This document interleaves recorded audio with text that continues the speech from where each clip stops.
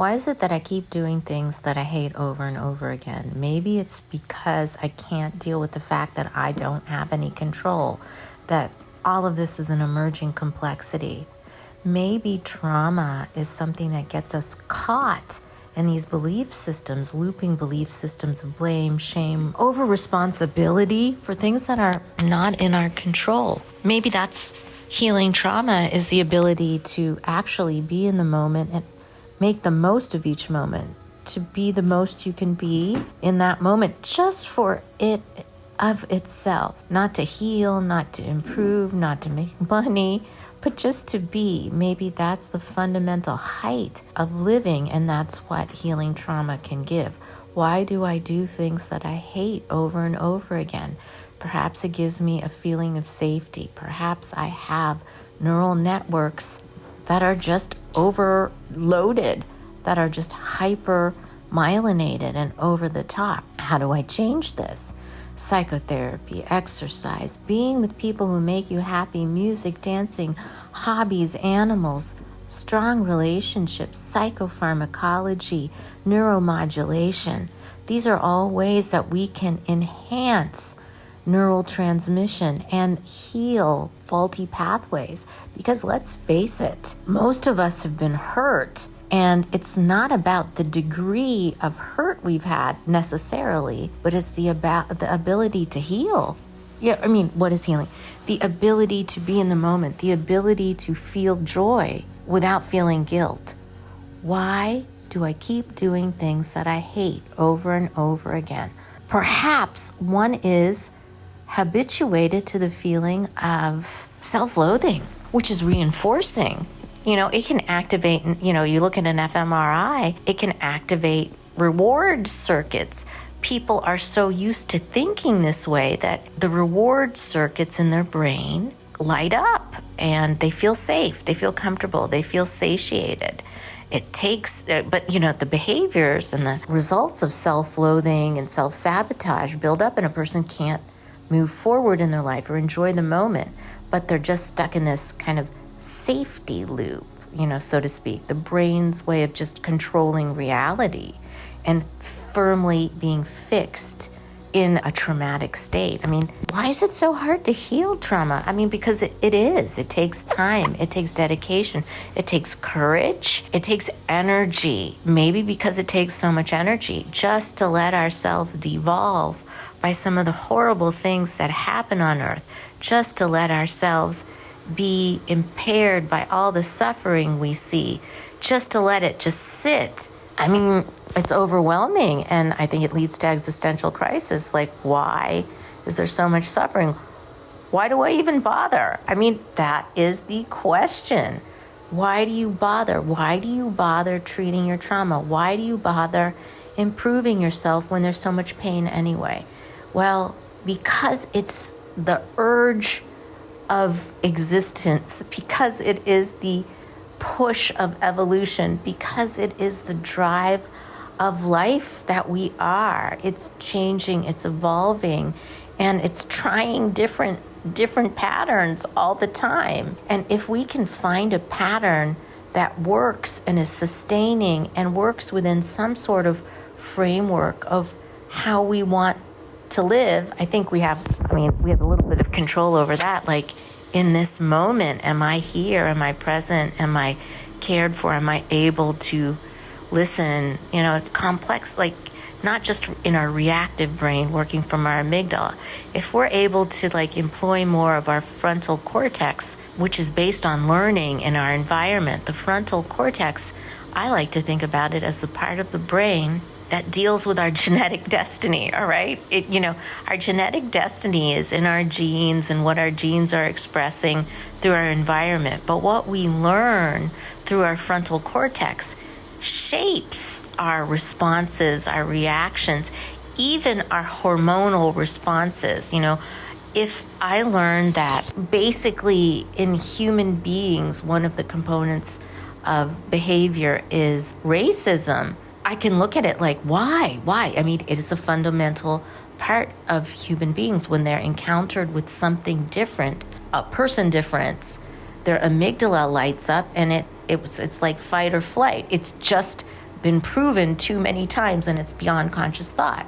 Well, you look deeper, it's based in the immune system. When to survive, we have to recognize things that are other from us. And, with the immune system, it's generally fight it off, keep it out of our boundary. Well, with this understanding, using my frontal cortex, I can do something different. I can say, wait a minute, that reaction may be based in some biology that isn't helpful and bringing most harmony or most joy or optimizing this moment. I'm getting reactive and angry and starting all these loops of belief systems that could be very harmful to another person.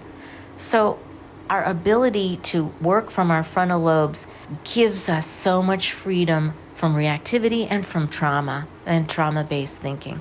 How do we start doing behaviors that we love? Well, we start taking care of ourselves. When we start taking care of ourselves, we calm down our amygdala, our reactive brain. We are able to access pathways in the frontal lobe that deal with planning and thinking through and higher functioning thoughts like empathy.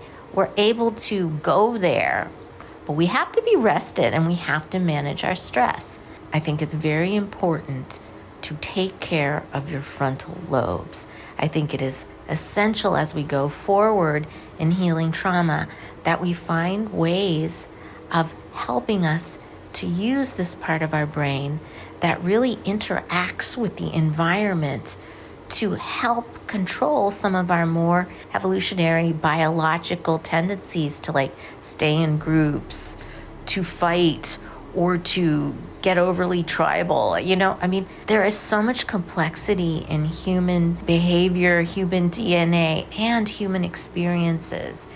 If we can optimize our frontal lobe functioning through management of stress, we're going to have better moments. We're going to put it together in a much calmer way that serves us and also our offspring and also our families and eventually the organizations that we build. You'll find that so many organizations have been built around trauma.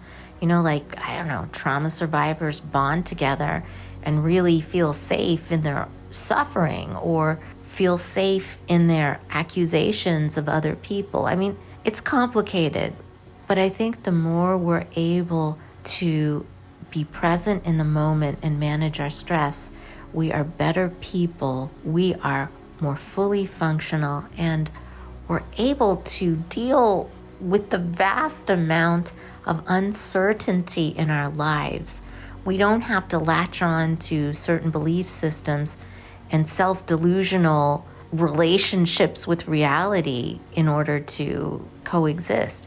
We can actually coexist on a moment-to-moment level based on harmony and based on doing, quote, good in the world or doing the least amount of harm. How's that? We could actually coexist. Trauma prevents us from coexisting.